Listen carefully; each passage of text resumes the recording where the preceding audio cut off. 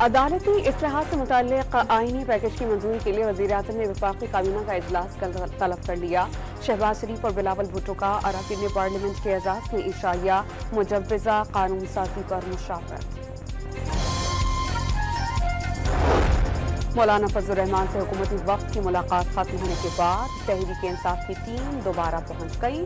سربراہ JUI سے مجوزہ قانون سازی کے حوالے سے گفتگو۔ مخصوص نشستوں سے متعلق الیکشن کمیشن کی وضاحت کی درخواست تاخیری حربہ قرار۔ 12 جولائی کے فیصلے میں کوئی ابہام نہیں، سپریم کورٹ کے 8 رکنی بینچ نے وضاحت جاری کر دی۔